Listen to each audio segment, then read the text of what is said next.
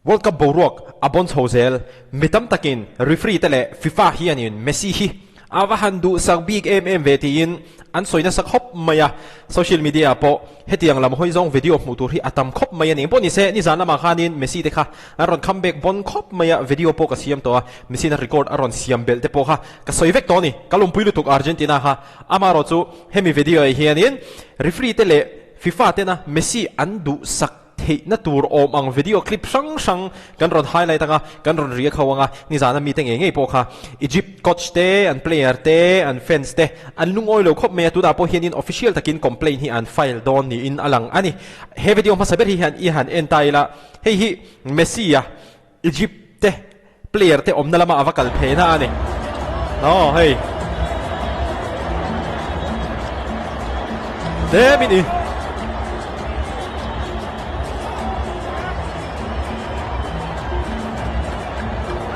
Ege om zia ka shelo khami kha chu a boi nuai mai ni ne jang ha chu boruak kha so sang khop mai chon makati deu chu nga tinge Argentina te an in khela pianga Argentina te an in khela pianga Lionel Messi te an chet bona pianga emo Messi na record thar aron siam a pianga hetianga controversy ang hi a om zia ti hi a mak ve khop mai ni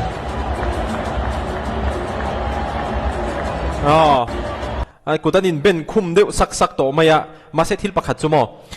mi te na an soile dan chuanin hei thlir na tlang dang de han soi dan chuan Messi chu abon lutuka it made everyone believe that the match is scripted abon lutuk awangin match zong a hi referee te hian ni amo FIFA te hian an fix saksa amo ti thei turani ti zong ngai dan ni te po khan omani dikve mel tho hei en ho lokang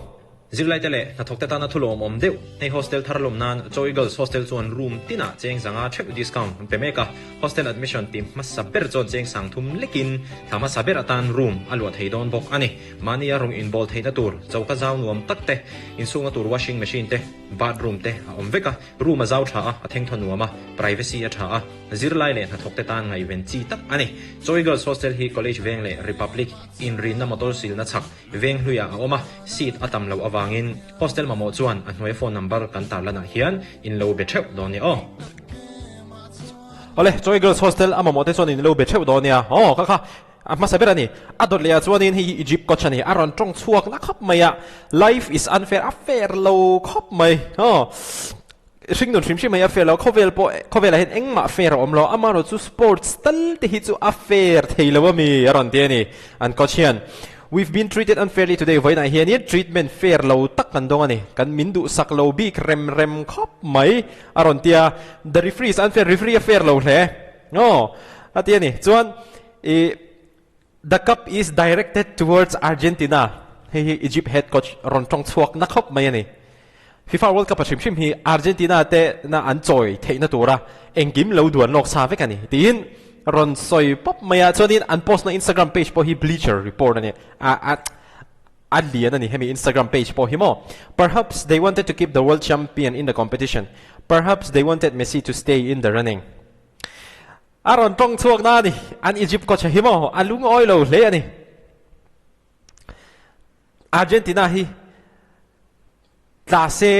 apoido na an manitan chuwang chuanin an tlak lo theina turatan referee mangten thei top an chu ani ati na tluk ani Egypt coach hian in football there are sometimes external factors that go beyond technical aspects the world champion received support at every level asoi da chuanin football a hi chuanin eng level a po hian thil kan control theilo hi chu om ve ani amaro chu Argentina te hi chuanin eng level a po hian ni se support hi andong tha em ani tin referee te hi aron ti el na sa ani Egypt coach hian mo Anyway, when I'm finished, I'm not going to watch another game of this tournament. Ang po ni se, hindi so kan tatawa. He FIFA World Cup 2026 tournament adang game dang so eng ma ke ento don lo aron ti ni atong na khop mai adole kang kal le nga langa. Hey han enu lamo ti hian. Ki taka khinia linesman kha abula oma ni tro linesman kha abula oma amaro chu fleck po kha pharmi lo kha wang kha adia mi tam tak hianin referee te hianin Argentina hin van tran o man ti na chan tan kan en lenga chuan helama hen ti hian nek closeu engma bol botok lo free kick turania amaro chu referee nan ham lo kha tak kha ni zana in khel na controversial nachhan an ti nachhan mo mi tam takina an soi lui nachhan adole kan en le ngalang sala po nui top chuanin hei Argentina player hian in goalkeeper hi ava fall luya ta hian mi tam tak chuan he Argentina player hian in yellow card am huturani an tiani player dang chuni se ramdanga mi team danga mi player dang chuni se yellow card an pe ang an tia ma se Argentina player ania amaro chu fall po hamani lo card po pe kan ni lo an tiani an soi se na sa ani play zel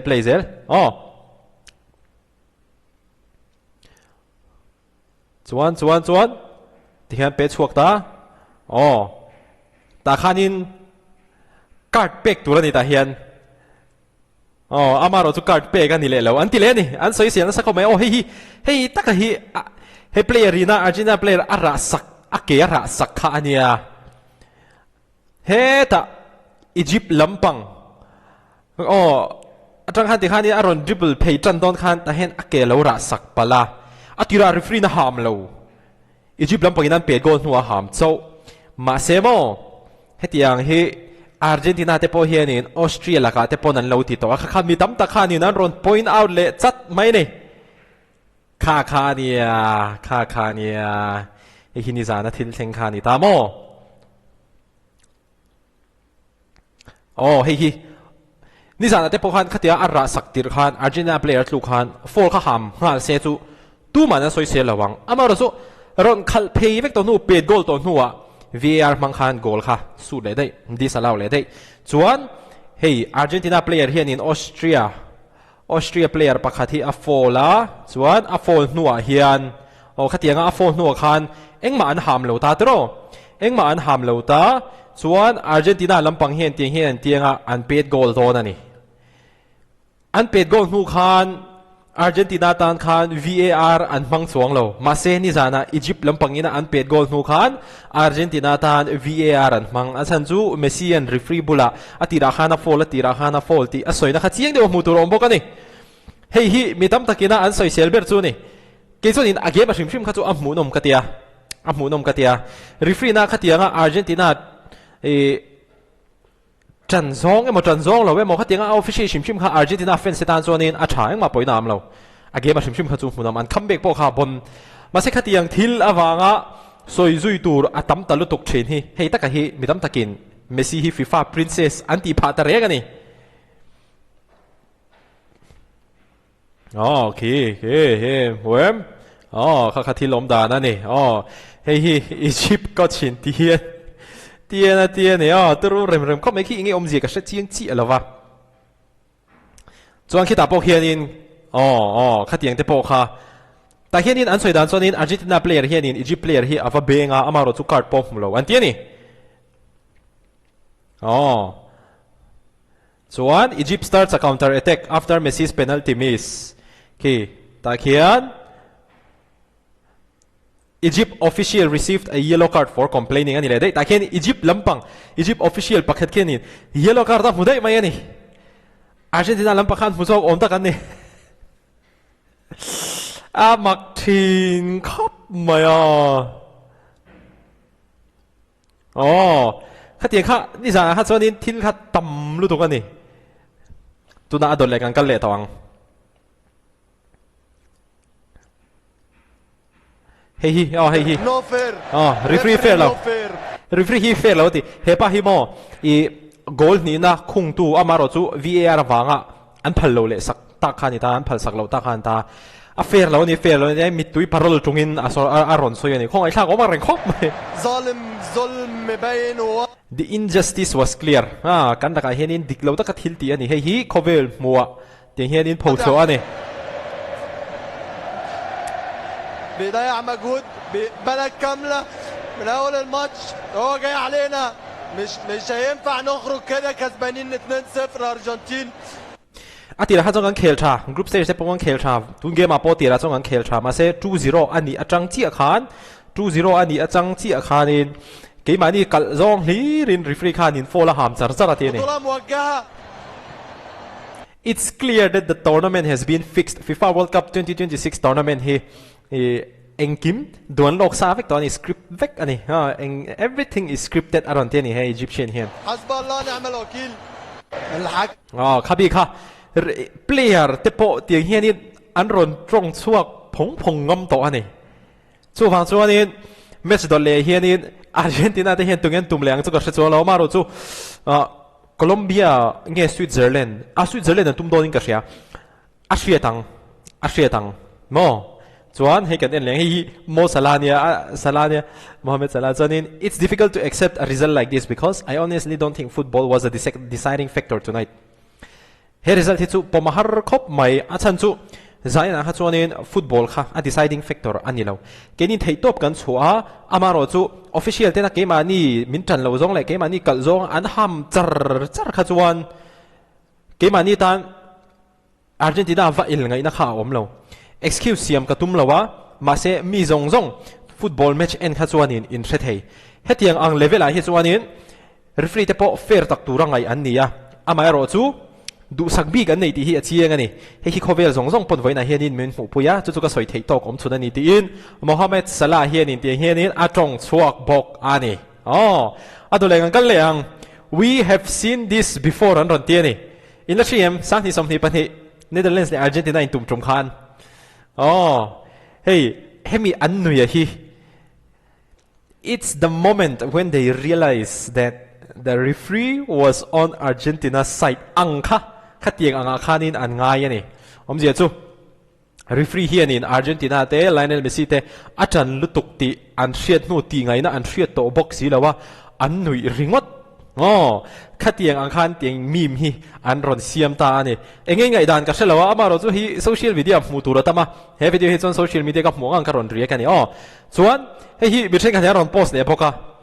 แต่เฮียนินกุมสังที่สมที่ปัญหาขันเมสซี่อันเจียงที่เป็นแฮนด์บอลละการ์ดอมละว่าส่วนนี้กุมสังที่สมที่ปรุกุมินาที่เฮียนินเมสซี่อันนักเกียร์สักให้ที่ปอยการ์ดมุตูระเนี่ยอามาโรจูเยลโล่การ์ดเอ็มบอกที่การ์ดเอ็งมาเป็กอันนี้เราบอกเฮ้ยไม่เฮ้ให้ที่ฟังฮีเนี่ยมีตั้มตะเคียนหินอาร์เจนตินาให้จูฟีฟ่าเฮวันดูสักบิ๊กเวลอันตีนั่นฉันอามาโรจูให้อภัยมาวันนี้ให้การ์ดกันเจ็บแทง one man made millions believe football was scripted นี่เวลาแต่ที่นั่งตั้งแต่ขันที่ส่วนนู้นเลี้ยวไล่เมสซี่ฮีอับบนลุตุกว่าอัดลุตุกว่าจู่ฟังส่วนนี้มีจงแต่เฮียนินฟุตบอลเกมอันเข้อังอภิยังฮีอันสคริปต์อันเราฟิกซ่าขัดยังตีไทยตัวอังเฮียละบนอันนี้ที่ขัดยังมีน่าอันไงไทยตัวอังเฮียละบนขันเมสซี่เฮียนรอนเคลทรีนั่นที่อังที่สวยน่าอังขันเนี่ยให้ที่ที่จู่อังกฤษเนี่ยจริงๆมิโซจงหันเล่ดอนที่ส่วนนี้สวยฟีฮีฮาร์ชินคบแม่มาเราจู่อาเจียง one man made millions believe football was scripted อัดเลยจวนให้ตักฮีเองที่เงี้ยฟอลนี่เราเทก็ใช้ต่อบีเราเกมาพอเฮียน play ยังที่เฮียนินอันกลางno fall play เฮ้แต่ไรreferee อาเจียงเทรู้ตัวนี่อัดเลยจวนนี้ให้มีpage จวนนี้ meet the most corrupt player in the history of football ที่คิดอย่างเอ็มคิดจู่เกี่ยวอันนี้ก็ริงแล้วว่าอามาเราจู่ play กันเองนะอินโนหัวเมสซี่อันให้มี player ที่เน็กทัลตบไม่เนี่ยรีฟรีนฟอลล์หามจ้องเราให้ไล่แล้วกันรีฟรีส่วนบอลลันชูสักรีฟรีนะหามเหลงฮัลขัดตั้มก็ player เขาเป็น complain นะสลุตุกันนี่ส่วนนี้รีฟรีเขียนเมสซี่นี่เราเอาไปเนี่ยเมสซี่เอลปุยที่เขียนการ์ดอเปซุยโดนบอกอันนี้ที่ตักขี้เนี่ยมีตั้มตักขี้เมสซี่ที่ FIFA Princess อันที่นั่นฉันข้ามีนิคเนมข้าอันนี้แต่ตาบวยข้าครบไหมนี่ส่วนให้ตาโปเฮียนให้อาร์เจนตินาเพลย์เราเอ็นเร่งเราขี้ตัวมันนั่งคอยเมียเรามาเซรีฟรีเฮียนให้เราเห็นเอามาโฟล์ละหามรีฟรีเฮียนให้เราเอามาโฟล์ละหามมากินตีเวมให้พี่ตะกี้จู่มากันนี่ตรอเจ็บเราส่วนคิดยังก็ที่เล่นอมเทนะฉันขี้จวนให้กันเอ็นเหลียงให้ฮีมีตั้มตะเคียนเมสซี่ฮีไอ้ง่ายกลมอันเดียอันนี้นั่นเช่นปอมเวทอมาเราจะให้มีวิดีโอนู่นละที่ข้านั่นเนมตาจวนนี้เมสซี่เน็กเวลป๊อปโย่บูโร่ป๊อปโย่รีฟรีมาโย่ขัดยังอันนี้เจ้าขันรีฟรีนะฮามเปลี่ยนต่างๆกิจวัตรอังงี้นี่อังงี้ดอลตัวก็มั่วจวน FIFA hi amak khop maya France le Morocco te in el to in match nei thora hi mo an referee zong hi Argentina mi le sa veng ani mokin ti vem France te hi champion tura nga yan nia kupina hian Argentina te po Spain te po ani pathum hin ni de ubi ka mo title favorites France Spain Argentina maro chu France le Morocco te ani khel do na and the freeze zong te Argentina mi le sa vek kha enge in ngai dan ka shelo ni zana Egypt le Argentina in khel te po kha Argentina fans ni kha chu nuam don lu tuk Messi fans ni nuam don lu tuk ke chu ka chan bera thatowa Ronaldo thatowa Ronaldo fans kan ya wang hian Messi hi ke jong ka hor san lawa achan chu a mu nom ka tia Messi hi mo ma se ni zana ani khel te po kha Messi ten ron comeback kha anuam ka ti ni ke ma po han ka phura ni ka tinga comeback kha chu international stage anga phei chuanin mutur kha wang thin khop maya ropi tengen ron comeback ka ro pu ge ni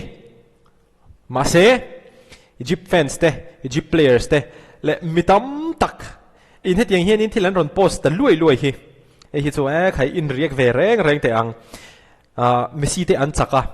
Argentina next round khel turin an tlanga an lompui om rualin hemi a controversy a hi in han react tel te ang ka te ni ke chu ni ngai dan ka nei chuang lawa he chu ka hre ve ka ni enge hemi god conversation god debate Messi Ronaldo ha chu fans an nga ani Messi chan lu tu ka wanga Ronaldo fans te hwa Ronaldo chan lu tu ka wanga Messi fans te hwa khatiang ha Mizo apo henin in tam ti ka ria in riru a she omai me in nu na she omai mai khatiang ang kha chuanin tang ul su game hi chu enjoy ula amaro chu he controversy ang chi te po hi enjoy ve vek ro Ronaldo an social na te po kini te pon kan ria Messi an social na te po nang ni te pon in riang khatiang kha ni mai tang ul tuk du su amaro chu kai ke ni choni garon ri ka nga ngai da na kha ti khan nin lo siam ve to mai do na nia video lai mu le thep do ne